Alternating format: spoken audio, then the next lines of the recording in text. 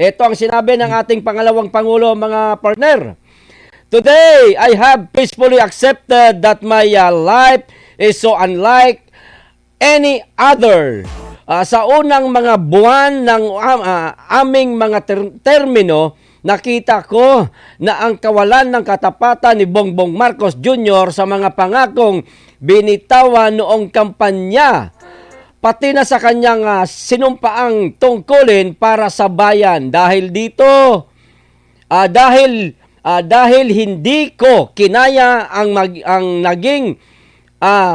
maging bahagi ng 2025 national budget na tadtad ng katiwalian, pinili kong umalis sa gabinete kahit alam ko na noon pang 2023 na ang magiging kapalit ay ang aking impeachment. Mga kababayan, humihingi ako ng paumanhin. Patawad kong tinulungan ko mahalal si BBM bilang Pangulo ng ating bansa. Patawad kong hanggang ngayon ay marami pa ring Pilipino ang nalulunod sa baha ng dahil sa malawakang korupsyon. Patawad kong lantaran ang pang-aabuso ng ating mga institusyon para pansariling interes ng mga politiko.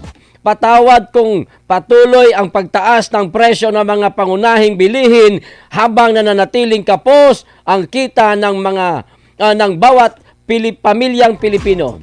Patawad kung wala man lang tayong tunay na seguridad sa pagkain. Patawad kung may nagkakasakit at binawian bigla ng buhay dahil sa kakulangan ng maayos na epektibong healthcare system. Hindi ako kailanman natakot sa pagsira nila sa pangalan ko, ngunit may takot ako para sa ating mga anak, may takot ako para sa susunod na henerasyon, may takot ako para sa mga kababayan nating walang bahay sa ibang bansa, walang pangalawang pasaporte, walang ibang matakbuhan kundi ang Pilipinas kahit ito'y patuloy na nalulugmok sa kahirapan. Partner, Bisaya, tatagulogin natin to, no? Ang sabi niya sa Bisaya, mga partner, na ako'y kahadlok nga moabot ang adlaw nga dawaton na lang nato ang kapobrehon isip kapalaran nga maanad na ta sa sayop nga mawad-an na lang tag paglaom. Kumbaga sa Tagalog, natatakot ako na baka dumating ang araw na tanggapin na lang natin ang ating pagiging pobre o kahirapan.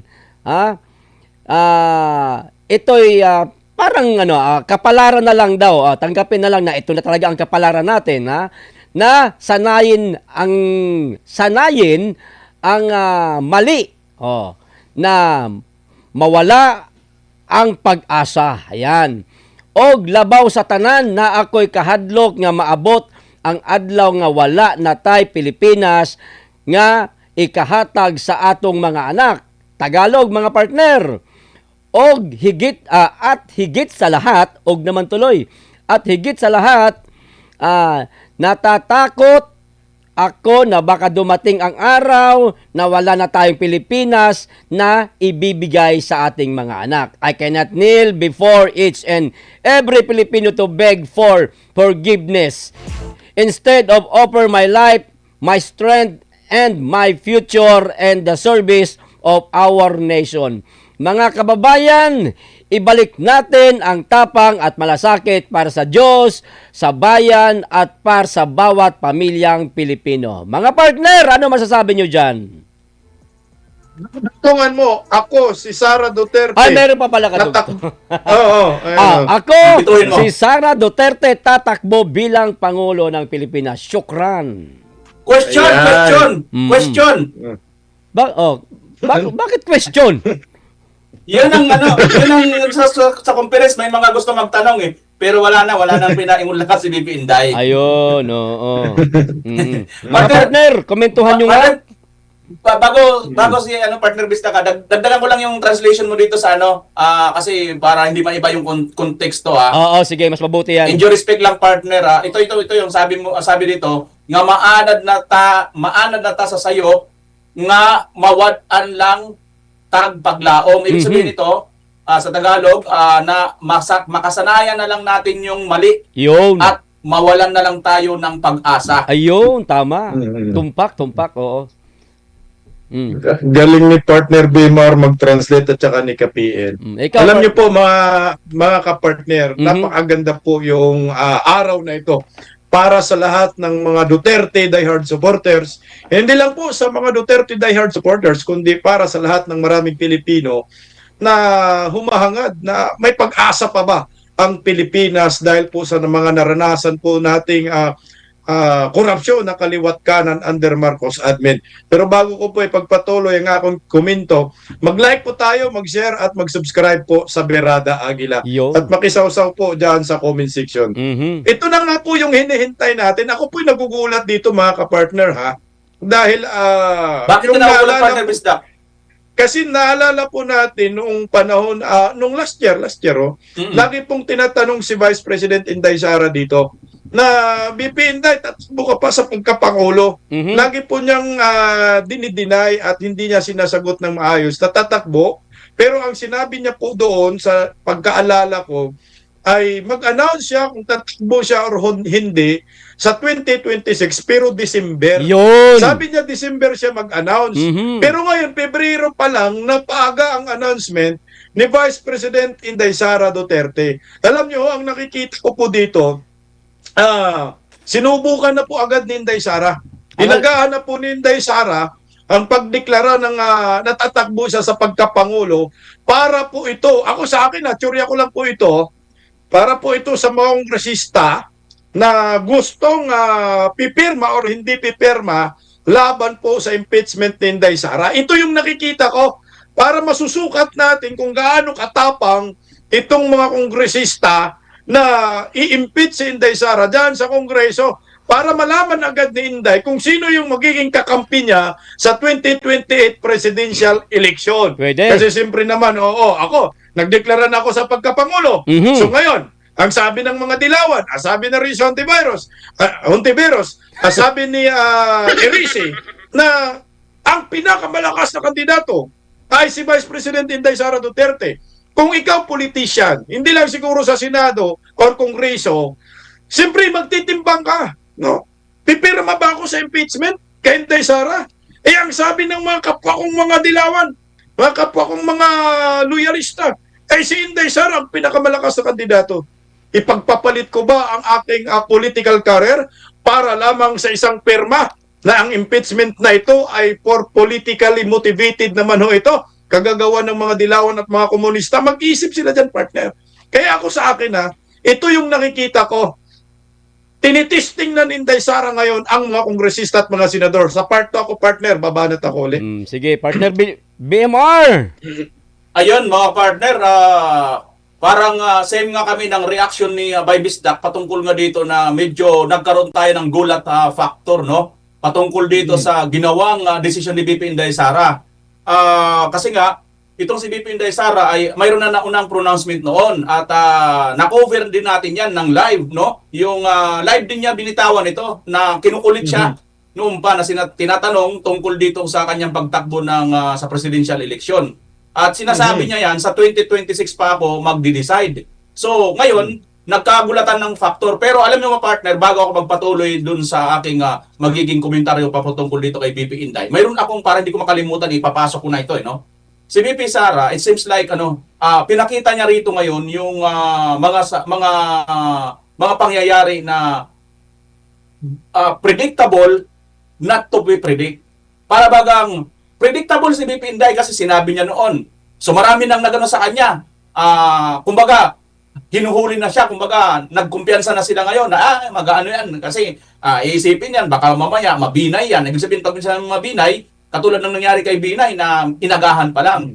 So ngayon, predictable, it seems like unpredictable. Pero, isa pa partner sa napansin ko kay BP Inday, ito siya, whether you hate me or like me, take it or leave it. Kung ano ang nakikita mo sa akin, yan ako.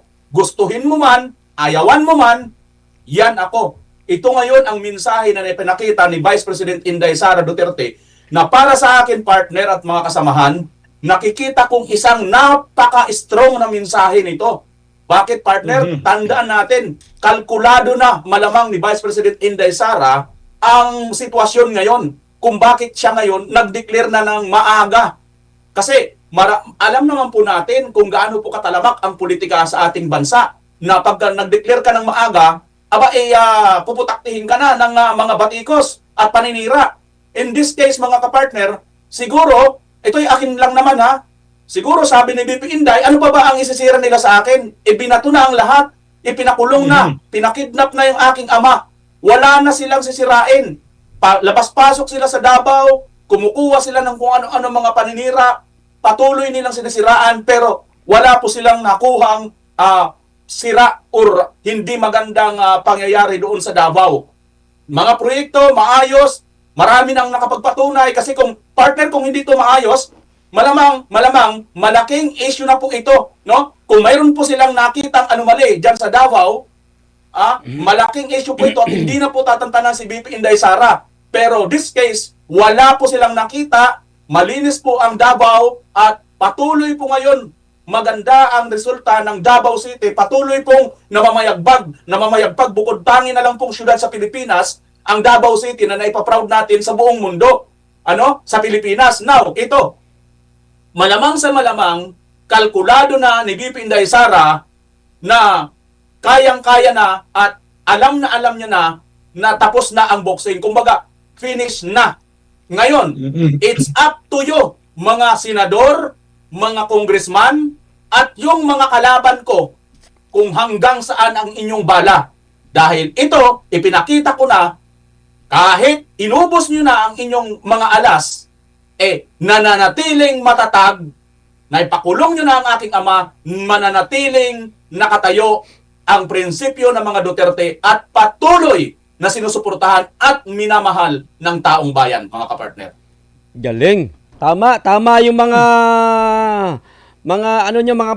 partner, yung inyong mga pag-aanalisa, yung inyong mga sinabi, Tugma. Bakit? Ito, partner, maikwento ko lang sa inyo, Kanina kasi, mga partner, bakit ko nasabing tama yung mga sinasabi nyo, lalo ka na kay Bisdak, pero parehas naman halos sinasabi nyo Iisa lang kasi sinusugan ni partner BMR yung sinabi ni partner Bisdak. Kanina kasi, mga partner, pagkatapos ng press conference ni BP Inday Sara, mga partner, na panood naman natin lahat talaga, naintindihan naman natin yung mga sinabi niya, may tumawag sa akin, mga partner. Oy, sino? Pwede ko ba ikwento? Makinig pa kayo? Wag mo nang banggitin ang pangalan. Siyempre. Okay. Ganito yan, partner. Ano sabi? Ganito. Di umano, mga partner, etong merong isang tao na lang, ayan, wag na nating banggitin yung kanyang kasarian. Meron isang tao, mga partner, na nagpapakalat di umano na ang ating pangalawang pangulo ay magre-resign sa pagka-vice presidente ngayong darating na April. Okay? Yan ang pakalat niya. Saan galing yan? Eto nga, sandali, makinig muna kayo.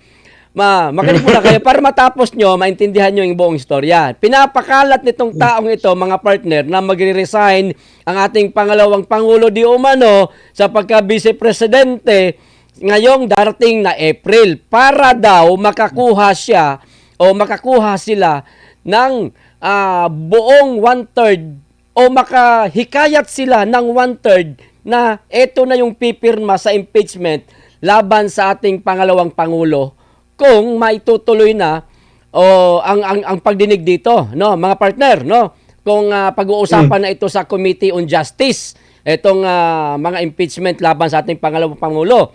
So ganyan ang estratehiya niya nitong taong ito, partner, manghikayat ng mga congressman na sasabihin wala na, magre-resign na yan sa April. So pwede na kayo pumirma pirmahan nyo na Para to. ma-impeach. Oo, wag na kayong matakot. Hindi tatakbo yan.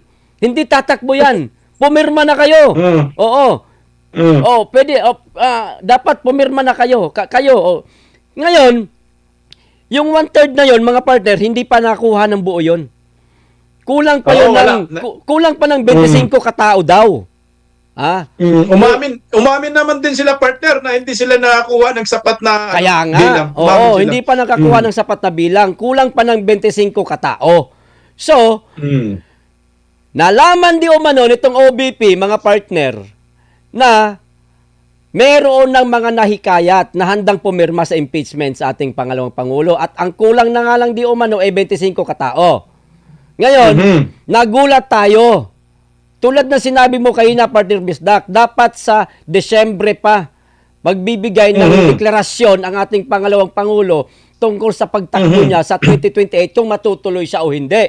Tama? Tama. Nabigla tayo. Nagulat tayo, mga partner. Biglang nagdeklara. Early declaration na itong ginawa ng ating pangalawang Pangulo na tatakbo siyang Pangulo sa pagkapangulo sa 2028. So yung mga nahikayat na nila para pumirma sa impeachment sa pangalawang Pangulo, mga partner, sa palagay ninyo, hindi kaya biglang magbago ang desisyon ng mga yon? Alam mo, partner, kung totoo man yung marites mo, partner, talagang nakikita ko, ituturya ko lang naman, magsi-withdrawhan yan, partner. Kasi yun na nga. inamin rin naman po ng mga dilawan, sila po mismo, yung nagsusulong na impeachment, hindi sila nakalikom ng sapat na perma. Kaya siguro ito, nagalabas po ng pasabog si Vice President Inday Sara na magdeklara na ako. Titingnan natin kung gaano kayo katapang, titingnan natin kung hindi ba ho kayo magmanikluhod sa aking deklarasyon na ako po ay tatakbo sa pagkapangulo. Kaya nga testing po ito sa mga kongresista at mga senador. Lalo na po sa Senado, 12 po yung tatakbo dyan sa susunod na eleksyon. Tapos yung termino nila, sino ang kakampihan nila? Kakampi ba sila kay Risa Hontiveros na walang endorsement power or kay Bongbong Marcos? Manok, walang endorsement power, bagsak sila sa trust and approval rating. Siyempre kung ako traditional politician, alam naman natin yung mga politiko sa ating bansa, mga traditional politician ng mga yan, kung sino po yung malakas, doon po talaga sila papanig. Maniwala po kayo. Kasi sa politika, walang forever yan sa politika. Correct. Ang ugali po ng mga politiko ay mga political junkies, mga political butterflies, na pag sa tingin po nila, na kung sino ang malakas na ang kandidato, ay doon talaga sila kumakampi. Maniwala kayo, ang kakapal ng mga mukha ng mga yan, walang mga hiyang mga yan. Kahit bumabanat pa yan sa mga Duterte, pag nakita nilang malakas at doon sila makuha ng puto at malakas na suporta, doon talaga sila papanig. Pero partner, bago ko ipagpatuloy komento ko, partner Bimara, maraming salamat po sa pakulay, Buljak Sniper. Partner, pupunta lang ako doon sa statement ni Vice President Inday Sara. Ang ganda ng bungad ni Vice President Inday Sara. Noong una, nagbasa siya ng Bible verses na parang, anong sinabi doon, na parang hindi mo talaga yung tadhana ba? No, yung itinakda sa iyo ng Panginoon, hindi mo talaga ito matatanggihan. Kung ito yung tawag na magiging pangulo ka talaga ng ating bansa. Binanatan niya si Bongbong Marcos, partner. Di ba ho? Humingi siya ng tawad sa mga bumoto kay Bongbong Marcos, yung unity team. Ano sabi? Patawad dahil sa akin, nanalo si Bongbong Marcos, ikinampanya ko at binuto po ninyo. Mahalagang mensahe yun, partner, kasi alam po natin, ako, nakikita ko kay Inday Sara, napakatalino talaga ni Vice President Inday Sara, hindi siya manhid. Alam niya na maraming mga Duterte diehard supporters na galit sa kanya, maraming mga Duterte diehard supporters na nadismaya sa kanya dahil sa pagkampi niya, pag-join niya sa unity team kay Bongbong Marcos. Alam ni Inday Sara, hindi siya manhid. Kaya diniritsa na tayo. Yung lahat ng mga bumoto sa unity team na hikayat ni Inday Sara, bumoto kay Bongbong Marcos, prinangka na tayo. Prinangka na kayo pala. Kasi ako, di mo na ako bumoto kay Bongbong. Inday Sara lang naman kami ni partner BMR. Prinangka na niya. Sorry, patawad, kasalanan ko. Inadmit niya na ang lahat. Pero partner, napakagandang mensahe yun para bang hinihilom ni Inday Sara yung mga sugatan na hanggang ngayon ay dinidibdib pa rin nila yung sakit na naramdaman, lalo na po na si Tatay Digong ay nasa dahig nga ho. Pinapahilom na ni Inday Sara. Ang ganda ng mensahe yun, partner, bago siya nagdeklara na tatakbo sa pagkapangulo. Bakit? Kailangan niya makuha niya muli ang tiwala ng mga yon. At alam naman natin, yung mga DDS na yun, mga kapartner, ay kumbaga, bunga lang ng pagkadismaya yung kanilang emosyon. So ngayon, nananawagan na si Inday Sara na, tara, susulong tayo muli, lalaban tayong muli, move on tayo. Haharapin natin yung panibagong hamon sa atin. Ang pinakamaganda sinabi ni Vice President Inday Sara, partner, ano ba? Pinakamaganda? Ibalik ng tapang at malasakit, partner. Iyon, partner BMR. Alam nyo, overwhelmed talaga ako sa pangyayaring ito kay VP Sara ngayon, ano? At na-overwhelmed din ang ating mga viewers, pati si partner Badong, so? Siya nga pala. Muna natin, partner, oh. Siya nga pala, mga 1,200 partner. na tayo mahigit. Oo, siya nga partner. Meron tayong kanina, 1-3 ito 1-3 ang nanonood sa atin ha. Dahil yan sa magandang issue natin. Sige, tuloy. Hindi, partner, ito yung dahil nga kay VP Inday Sara sa announcement niya na ito. Dahil talaga naman, matagal na ang taong bayan nagpupuyos, no? Nagpupuyos ng damdamin na ano na bang nangyayari ngayon. It seems like wala na pong talaga yung bang wala ng pag-asa ang ating nakikita ngayon sa ating bansa. So itong sinin ni VP Inday Sara, katulad nga nung huli niyang sinabi, no, na ayaw niya na dumating sa punto, yung binisaya niya, ayaw niya dumating sa punto na ang taong bayan tanggapin na lang, maging normal na lang sa atin yung mga kamalian na ginagawa ng gobyernong ito or ng nanunungkulan sa gobyerno, na tanggapin na lang natin na wala na tayong pag-asa at tanggapin na lang natin na ganito tayo mahirap tayo Kaya normal na ito sa atin na wala na tayong hindi na tayo pwedeng umasenso, tanggapin na lang natin na mayroong mga magnanakaw na mga politiko, tanggapin na lang natin na akihin na lang tayo ng mga makapangyarihan sa gobyerno. Now, partner, itong sinabi ni Vice President Inday Sara Duterte, it takes, nagbigay po ng napakalaking pag-asa sa mga Pilipino na kahit pala sa gitna ng dilim, mayroong isang maliit na liwanag. At itong isang maliit na liwanag na binibitbit ngayon ni VP Inday Sara ay magliliwanag ito sa napakadilim na bansang Pilipinas ngayon. Sapagkat kahit saan ka tumingin, kabi-kabilaan ang korupsyon, mga kapartner. At kung titingnan natin itong deklarasyon ni Vice President Inday Sara Duterte, mayroon akong nakikita in terms dito naman pagdating sa mga politiko. Ang nakikita ko dito, kasi ang purmahan po ngayon, mga kapartner, nag-aagawan po ngayon sila. Pumupurma po ngayon si dating Vice President Leni Robredo, si John Vic Remulla, Risa. si Risa Hontiveros. Pumupurma po sila ngayon, mga kapartner, hindi dahil sa mayroon silang endorsement na makukuha kay Marcos, kundi ang gusto nitong makuha ng mga ito ay ang machinery or makinarya ng administrasyon na ito. Tapatan na tayo, diretsahan ng salita ito. Wala na pong kapangyarihan or wala pong winning power itong si Marcos Jr. Bagkus, case of death ang makukuha kay Marcos. Kaya ano lang ang kailangan nila, ano lang gusto nila? Machinery. Dahil napakahalaga nito pagdating sa eleksyon. Ito po ang gagana ng buong bansa at ito yung kanilang hangad. Now, ngayon, pag-declare ni VP Inday Sara, marami na ang nakuha niya rito, nagulo niya na ang mga isip ng mga, lalo na especially itong mga congressman, nagulo niya ang isip kasi pupwede pa sila ngayon Pupwede pa sila ngayon mag-decide na i-impeach natin si VP Inday Sara. Total, December pa naman ito December pa naman ito mag-announce. So hindi pa natin tiyak kung tatakbo ba ito o hindi. So pag hindi ito tumakbo, lagot tayo pag hindi natin ito pina-impeach.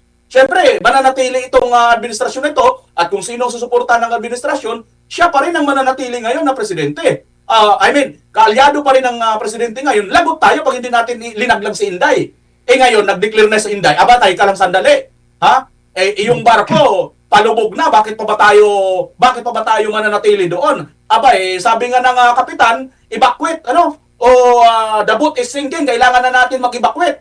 At nakikita natin ngayon, mga kapartner, mga kababayan, ito na po ang time, napaka-timely At napakinikilabutan ako, partner, lalo na yung inumpisahan nga ni BP Inday Sara, yung pagbati bilang isang sa Muslim. Tapos sumigwi siya ngayon dito naman sa Bible na talagang, alam nyo, partner Bisdak, napakalalim ng kahulugan nung inano ni BP Inday Sara.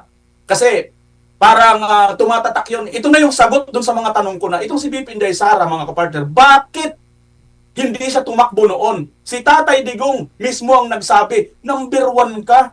Number 1 ka sa Sorbe. Bakit Vice President lang ang tinakbo mo?